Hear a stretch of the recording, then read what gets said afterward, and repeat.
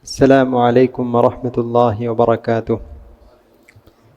الحمد للہ رب العالمین، الصلاة والسلام علی اشرف الانبیاء والمرسلین وعلی آلہ وصحبہ اجمعین، اما بعد، فاعوذ باللہ من الشیطان الرجیم، بسم اللہ الرحمن الرحیم، کلا ان معی ربی سیہدین۔ تمام تعریفیں، بڑائی اور بزرگی اللہ رب العالمین کے لیے، جس نے ہمارے لیے قرآن مجید کو نازل کیا۔ درود و سلام ہو ہمارے نبی محمد صلی اللہ علیہ وسلم پر، جن کو اللہ تعالیٰ ساری کائنات کے لیے رحمت بنا کر بھیجا ہے۔ محترم بزرگوں، دوستوں اور میرے معزز اسلامی ماؤں اور بہنوں، اللہ تعالیٰ کے فضل اور اس کے کرم سے آج ہم نے تراویح میں 19واں پارہ اور 20واں پارے کا نصف حصہ ہم نے سنا ہے۔ اللہ تعالیٰ سے دعا کرتے ہیں کہ اللہ تعالیٰ ہماری اس عبادت کو قبول فرمائے۔ محترم حضرات اور خواتین اسلام، میں نے 19ویں پارے کا ایک حصہ، 19ویں پارے کی ایک مختصر آیت میں نے آپ لوگوں کے سامنے تلاوت کی ہے۔ اللہ تعالیٰ فرماتا ہے، موسیٰ علیہ السلام اپنے لوگوں سے، بنو اسرائیل سے کہتے ہیں، کلا ان معی ربی سیہدین، ہرگز نہیں، بے شک میرے ساتھ میرا رب ہے، وہ مجھے ضرور میری رہنمائی کرے گا، ضرور میری رہنمائی کرے گا۔ اس آیت کا مطلب یہ ہے کہ اللہ تعالیٰ موسیٰ علیہ السلام کو کوہ طور پر بلایا، طور پہاڑ پر اللہ تعالیٰ نے موسیٰ علیہ السلام کو بلایا۔ اللہ تعالیٰ موسیٰ علیہ السلام سے بغیر فرشتے کے اللہ نے موسیٰ علیہ السلام سے بات کی، اسی لیے ہم موسیٰ علیہ السلام کو موسیٰ کلیم اللہ بھی کہتے ہیں۔ موسیٰ علیہ السلام کو اللہ تعالیٰ نے 2 ذمے عطا کیے، 2 ذمہ داری اللہ نے موسیٰ علیہ السلام کو دی۔ پہلی ذمہ داری یہ ہے کہ اللہ تعالیٰ نے کوہ طور پر موسیٰ علیہ السلام کو بلا کر کہا کہ اے موسیٰ، تم دوبارہ مصر کی طرف جاؤ اور فرعون کو اللہ کی طرف تم دعوت دو۔ موسیٰ علیہ السلام نے خدشہ ظاہر کیا، یہ ڈر ظاہر کیا کہ اے اللہ، اے رب العالمین، میں نے انجانے میں ایک آدمی کا میں نے قتل کیا ہے، مجھے ڈر ہے کہ اگر میں دوبارہ مصر کی طرف جاؤں، ممکن ہے کہ فرعون کے کچھ لوگ یا فرعون کے لوگوں میں سے کوئی ایک آدمی مجھے قتل کر دے گا۔ اللہ نے کہا، نہیں، اے موسیٰ، تم مصر جاؤ اور فرعون کو جا کر فرعون کو تم اللہ کی طرف تم دعوت دو۔ اسمع و ارا، اور یاد رکھو میں سنتا بھی ہوں اور میں دیکھتا ہوں، تم اکیلے نہیں ہو، میری مدد تمہارے ساتھ ہے۔ جب یہ کہا، اللہ تعالیٰ نے جب یہ کہا تو موسیٰ علیہ السلام کو اطمینان ہو گیا۔ موسیٰ علیہ السلام کو دوسری ذمہ داری یہ دی گئی کہ بنو اسرائیل جو فرعون کے ظلم و ستم کے نشانہ بنے ہوئے تھے، فرعون بنو اسرائیل کو کچل رہا تھا، مسل رہا تھا، اور وہ چکی کے پاٹ میں پس رہے تھے۔ تاریخ انسانی میں فرعون سے بڑھ کر ظالم، جابر، سفاک، خون ریز بادشاہ کسی نے نہیں دیکھا۔ بہت ہی ظلم کر رہا تھا بنو اسرائیل پر، ان کی عورتوں کو لونڈیاں بنا رہا تھا اور ان کے مرد بچوں کو قتل کر رہا تھا، بہت ظلم کیا اس نے۔ تو اللہ تعالیٰ نے موسیٰ علیہ السلام کو یہ ذمہ داری دی کہ تم مصر جا کر بنو اسرائیل کو فرعون کے ظلم اور زبردستی سے انہیں آزاد کرانا، یہ تمہاری دوسری ذمہ داری ہے۔ تو موسیٰ علیہ السلام مصر پہنچتے ہیں، اللہ تعالیٰ کی مدد سے مصر پہنچتے ہیں اور فرعون کو اللہ کی طرف دعوت دیتے ہیں۔ فرعون مطالبہ کرتا ہے کہ اے موسیٰ، تم اپنا کوئی معجزہ بتاؤ۔ تو موسیٰ علیہ السلام اپنی لاٹھی پھینکتے ہیں اور اژدھے کی شکل اختیار کر لیتی ہے، اور پھر دوسرا معجزہ یہ دکھاتے ہیں کہ اپنے ہاتھ کو گریبان میں ڈالتے ہیں اور پھر ہاتھ کو نکالتے ہیں تو وہ ہاتھ چمکتا ہوا نظر آتا ہے۔ تو یہ اللہ کی طرف سے معجزہ ہے، یہ ثابت کرنے کے لیے میں اللہ کا سچا پیغمبر ہوں، اللہ کا سچا نبی ہوں۔ فرعون اور اس کے درباریوں نے کہا، یہ نبی نہیں ہے، یہ کوئی جادوگر ہے، ہم جادوگروں سے اس کا مقابلہ کروانا ہے۔ تاکہ ہمیں معلوم ہو جائے کہ یہ سچا جادوگر ہے یا ہمیں جو ہے دھوکہ دے رہا ہے۔ تو پھر مصر کے بڑے بڑے جادوگروں کو بلایا گیا اور موسیٰ علیہ السلام سے ان کا مقابلہ کروایا گیا۔ ہر جادوگر آیا اور اپنی لاٹھی پھینکا تو وہ سام کی شکل وہ لاٹھی اختیار کر لی۔ اللہ نے موسیٰ علیہ السلام سے کہا تم بھی اپنی لاٹھی پھینکو، تو موسیٰ علیہ السلام لاٹھی پھینکتے ہیں اور وہ اژدے کی شکل اختیار کر لیتی ہے اور سارے جو سانپ ہیں ان سانپوں کو نگل لیتی ہے۔ یہ موسیٰ علیہ السلام کا معجزہ تھا۔ تو جیسے ہی جادوگروں نے دیکھا کہ یہ کیا چیز ہے، اگر یہ موسیٰ علیہ السلام جادوگر ہوتے تو یہ ہم سے غلبہ حاصل نہیں کر پاتے، ہم سے کامیابی حاصل نہیں کر پاتے، یہ جادوگر نہیں ہے، یہ کوئی اور ہے، تو فوراً سارے جادوگر اللہ پر ایمان لے آتے ہیں۔ لیکن فرعون اپنی سرکشی میں باقی رہتا ہے، وہ اڑا رہتا ہے اور وہ کہتا ہے کہ میں نہیں مانوں گا، تمہارے کسی بڑے نے تمہیں سکھایا ہے، یہ سب جادوگر ہیں، میں اس پر ایمان نہیں لاتا ہوں۔ وہ اپنی سرکشی پر اڑے رہا۔ تو بہرحال اللہ تعالیٰ نے موسیٰ علیہ السلام کو جو ذمہ داری عطا کی تھی، موسیٰ علیہ السلام نے وہ ذمہ داری عطا کی۔ دوسری ذمہ داری تھی موسیٰ علیہ السلام کو جو دی گئی تھی، بنو اسرائیل کو فرعون کے ظلم و زبردستی سے آزاد کرانا۔ اللہ نے کہا کہ اے موسیٰ میرے حکم کا تم انتظار کرتے رہنا، جیسے ہی میرا حکم آئے تو تم بنو اسرائیل کو لے کر نکلنا۔ تو موسیٰ علیہ السلام نے بنو اسرائیل کو یہ بات پہنچا دی کہ ہم سب کو اللہ کا حکم کا انتظار ہے، جیسے ہی اللہ کا حکم آئے گا تو میں تمہیں اطلاع کروں گا، تو ہم سب کو نکلنا ہے۔ تو موسیٰ علیہ السلام انتظار کرتے رہے۔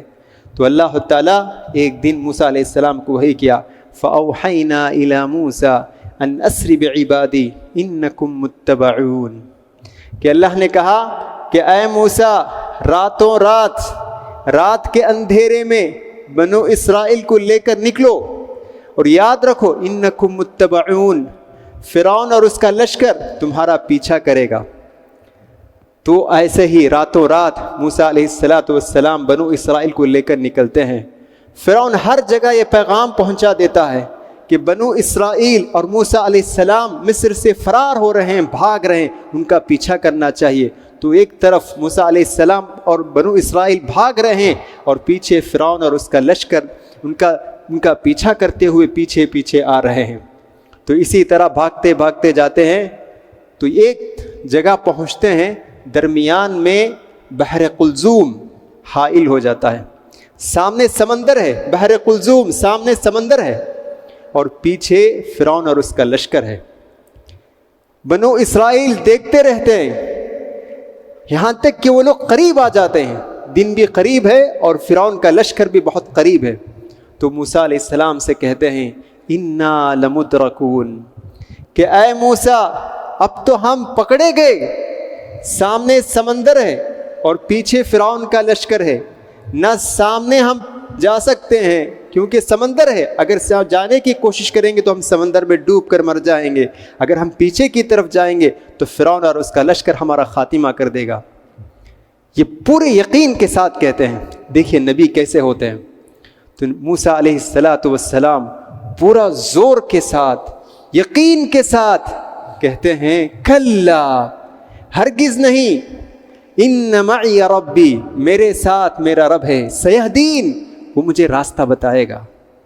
کیسا بھروسہ اللہ پر، دیکھیے سامنے سمندر دیکھ رہے ہیں اور پیچھے فرعون اور اس کا لشکر آ رہا ہے، موت کو اپنے آنکھوں سے دیکھ رہے ہیں، پھر بھی موسیٰ کا توکل اللہ پر کتنا بھروسہ ہے۔ وہ کہتے ہیں کہ ہرگز نہیں، مجھے اللہ پر بھروسہ ہے، مجھے راستہ بتائے گا، میری رہنمائی کرے گا۔ تو اللہ تعالیٰ موسیٰ علیہ السلام کو حکم دیتا ہے کہ آپ کے ہاتھ میں جو لاٹھی ہے اس لاٹھی کو سمندر پر مارو۔ جیسے ہی اس لاٹھی کو سمندر پر مارتے ہیں تو 12 سمندر اپنا سینہ چیر کر 12 راستہ پیدا کر دیتا ہے۔ تاریخ میں ایسا کوئی ثابت نہیں ہے کہ سمندر راستہ پیدا کیا ہو۔ جیسے ہی موسیٰ علیہ السلام لاٹھی مارتے ہیں تو سمندر اپنا سینہ چیر کر 12 راستے پیدا کر دیتا ہے۔ کیوں 12 راستے؟ اس لیے کہ بنو اسرائیل کے قبیلے کے 12 تھے، تو اللہ تعالیٰ 12 راستے پیدا کیا تاکہ وہ پرسکون چل سکے۔ تو موسیٰ علیہ السلام اور بنو اسرائیل اس راستے سے گزر جاتے ہیں۔ فرعون اور اس کا لشکر پیچھے سے پیچھا کرتے ہوئے آتے ہیں. جب دیکھتے ہیں کہ سمندر میں راستہ پیدا ہو گیا ہے اور وہ بھی اسی راستے میں چلنے کی کوشش کرتے ہیں، جب بیچ سمندر میں پہنچتے ہیں تو اللہ تعالیٰ کا حکم ہوتا ہے کہ وہ دوبارہ راستہ بند ہو جائیں اور پانی کی شکل اختیار کر لے. تو فرعون اسی پانی میں ڈوب کر مرتا ہے. فرعون بہت ظلم کیا. اللہ نے ایسا کیا، بنو اسرائیل کے آنکھوں کے سامنے ظالم، جابر، سفاک، خون ریز فرعون کو ان کے آنکھوں کے سامنے اللہ تعالیٰ نے فرعون کو سمندر میں غرق کر کے ان کے سینے کو ٹھنڈا کیا. تو اس سے معلوم ہوتا ہے کہ جو بھی شخص ظلم کرتا ہے، مظلوم کی آنکھوں کے سامنے اللہ اس کو سزا دیتا ہے. مظلوم کی آنکھوں کے سامنے جو بھی ہو، جتنا بھی طاقتور ہو، مظلوم کی آہ کبھی ضائع نہیں ہوتی، وہ ضرور رنگ لاتی ہے، اگرچہ کچھ دیر بعد ہی کیوں نہ ہو. دیکھیے فرعون بہت سال ظلم کیا، لیکن آخر کار انجام اس کی تباہی ہو گئی. تو اس سے معلوم ہوتا ہے کہ ظلم کی آہ، مظلوم کی آہ کبھی ضائع نہیں ہوتی ہے. پھر فرعون جب ڈوبنے لگتا ہے تو چلا کر کہتا ہے آمنتو، میں ایمان لے آتا ہوں، موسیٰ علیہ السلام کے رب پر میں ایمان لے آتا ہوں. اللہ تعالیٰ آسمان سے آواز آتی، الآن، موت کے فرشتے کو دیکھنے کے بعد، عذاب کو دیکھنے کے بعد اب ایمان لے آتے ہو. الآن وقد عصیت، اس سے پہلے تم نے نافرمانی کی، اب یہ ایمان مطلوب نہیں ہے. موت کے فرشتے کو دیکھنے کے بعد، عذاب کو دیکھنے کے بعد اگر کوئی آدمی ایمان لے آتا ہے تو وہ ایمان اللہ کے پاس مقبول نہیں. فرشتے کو دیکھے بغیر اللہ پر ایمان لانا، یہی اصل ایمان ہے. یہی ایمان دنیا میں بھی اور آخرت میں بھی کام آئے گا. محترم حضرات، میں نے ایک چھوٹا سا واقعہ جو میں نے ذکر کیا ہے، اس میں بہت ساری عبرت کی باتیں ہیں. سب سے بڑی عبرت کی بات یہ ہے موسیٰ علیہ السلام کا توکل. دیکھیے پیچھے فرعون کا لشکر ہے اور سامنے سمندر ہے، بالکل موت کو اپنے آنکھوں سے دیکھ رہے ہیں، لیکن اس کے باوجود بھی کہتے ہیں کہ مجھے میرے رب پر بھروسہ ہے، وہ ضرور مجھے راستہ دکھائے گا. یہ توکل ہونا چاہیے. یہی ایک مومن کی پہچان ہے، مومن کی علامت ہے. جب یہ توکل ہو تو بند راستے بھی کھل جاتے ہیں. جب یہ اللہ پر ایسا بھروسہ ہو تو بند تالے بھی کھل جاتے ہیں.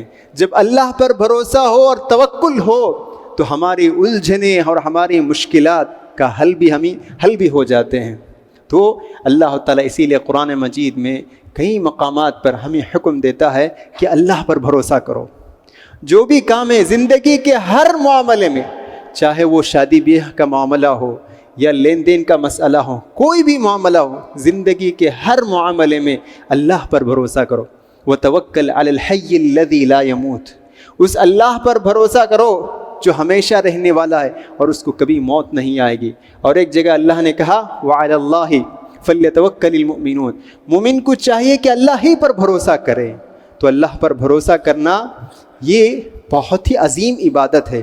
اللہ تعالیٰ قرآن مجید میں مومن کا تعارف کراتا ہے، مومن کا انٹروڈکشن کراتا ہے. کون ہے مومن؟ تو اللہ تعالیٰ مومن کی ایک صفت بیان کرتا ہے، کہتا ہے وَعَلَىٰ رَبِّهِمْ يَتَوَكَّلُونَ، زندگی کے ہر معاملے میں وہ اللہ ہی پر بھروسہ کرتے ہیں، کسی اور پر وہ بھروسہ نہیں کرتے ہیں. سبحان اللہ. اگر ہم زندگی کے سارے معاملات میں اللہ پر اگر ہم سچے دل سے اگر ہم بھروسہ کریں، توکل کریں، ضرور ہم دنیا میں بھی اور آخرت میں بھی کامیاب ہوں گے. ہمارے ہر مشکلات اور ہمارے ہر الجھن انشاءاللہ وہ سارے کے سارے حل ہو جائیں گے. دیکھیے پیارے نبی صلی اللہ علیہ وسلم، اگر اللہ پر بھروسہ ہو کیسے اللہ کی مدد آتی ہے، اس کی ایک مثال دیکھیے. ہم سب جانتے ہیں کہ پیارے نبی صلی اللہ علیہ وسلم مکے سے مدینہ کی طرف ہجرت کیے، کیونکہ مشرکین مکہ بہت آپ کو تکلیفیں دینے لگے. تو اللہ کے رسول صلی اللہ علیہ وسلم ابو بکر صدیق رضی اللہ عنہ کے ساتھ مدینہ ہجرت کرتے ہیں. تو پہلے آپ مکہ سے غار ثور پہنچے اور غار ثور میں کچھ راتیں آپ ٹھہرے. اور اس وقت مشرکین مکہ نے یہ عام اعلان کیا تھا، جو بھی شخص محمد اور ان کے ساتھی کو زندہ یا مردہ لے آئے گا ہم اس کو 100 اونٹ کا انعام دیں گے. تو مشرکین مکہ اس انعام کو حاصل کرنے کے لیے پیارے نبی صلی اللہ علیہ وسلم اور ابو بکر صدیق رضی اللہ عنہ کی تلاش میں ہر جگہ پھیل گئے، یہاں تک کہ ایک مشرک بالکل اس غار ثور کو پہنچ گیا، بالکل اس غار ثور کو پہنچ گیا۔ ابو بکر گھبرا گئے، پریشان ہو گئے۔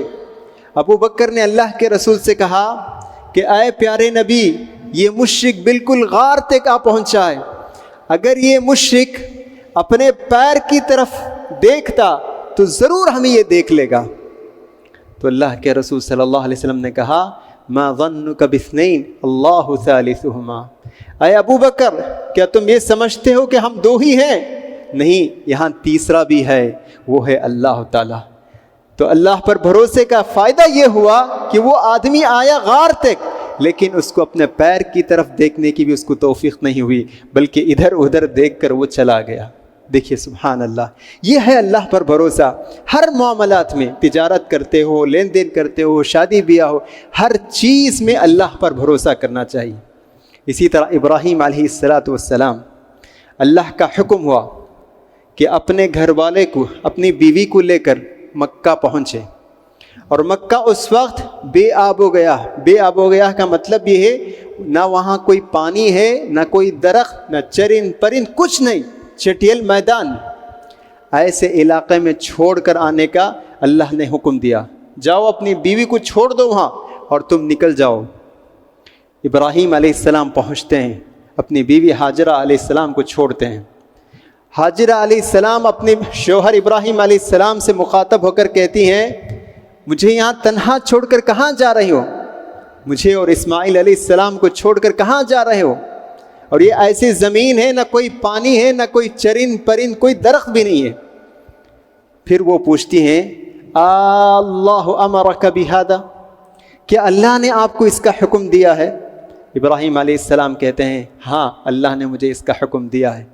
فوراً، دیکھیے عورتوں کے لیے نمونہ ہے، فوراً وہ کہتی ہیں اللہ نے جب اس کا حکم دیا ہے تو ضرور اللہ تعالیٰ ہمیں ضائع نہیں کرے گا، مجھے اللہ پر بھروسہ ہے۔ تو ایسا ہی ہوا، اللہ تعالیٰ نے ان کے لیے سب سے افضل پانی ان کے لیے نکالا، اور وہ ہے زمزم کا پانی۔ سبحان اللہ، یہ ہے اللہ پر بھروسہ۔ تو جب ہم اللہ پر بھروسہ کریں گے تو انشاءاللہ ہمارے خطرات، پریشانیاں، الجھنیں، مشکلات، ہر چیز سے نکلنے کا راستہ اللہ تعالیٰ ہمیں پیدا کرے گا۔ اللہ تعالیٰ قرآن مجید میں فرماتا ہے وَمَن يَتَوَكَّلْ عَلَى اللَّهِ فَهُوَ حَسْبُهُ، کہ اللہ پر جو آدمی بھروسہ کرتا ہے اللہ اس کے لیے کافی ہے۔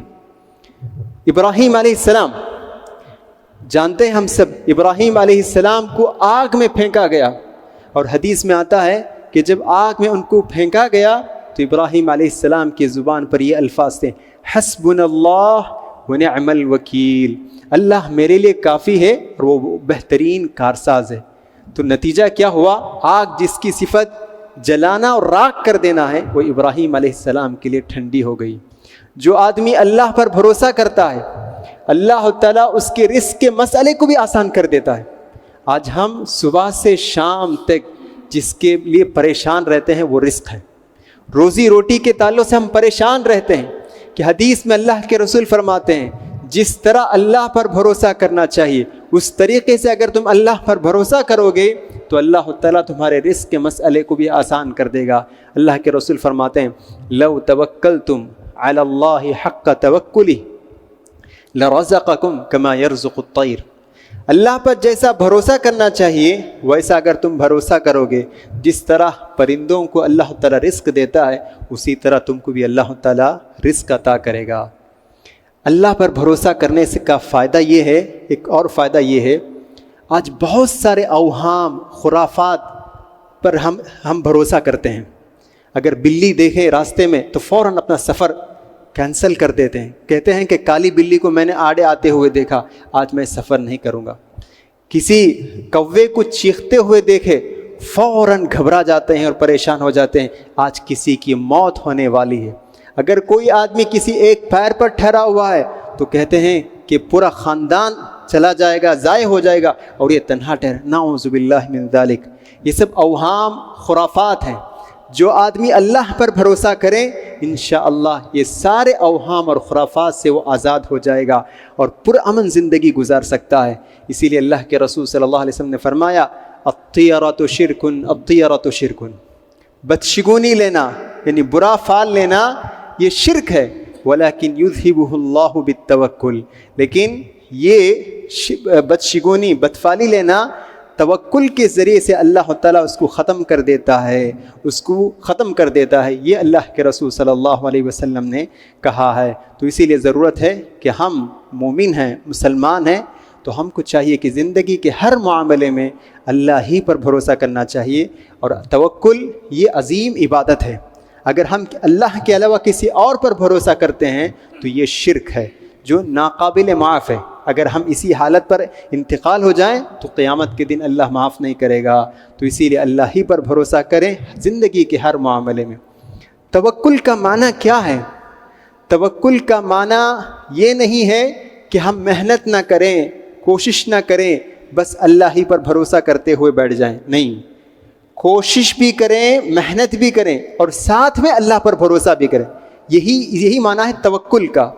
اگر آپ امتحان لکھنے والے ہیں، اسٹوڈنٹ ہیں، طالب علم ہیں، یہ نہیں کہ پڑھے بغیر جائیں ایگزام ہال کو اور کہیں مجھے اللہ پر بھروسہ ہے کہ اللہ مجھے کامیاب کر دے گا، غلط، یہ توکل کا معنی نہیں۔ آپ دن رات بیٹھ کر محنت کریں، پڑھیں، سمجھیں، یاد کریں، اور پھر اللہ پر بھروسہ کریں۔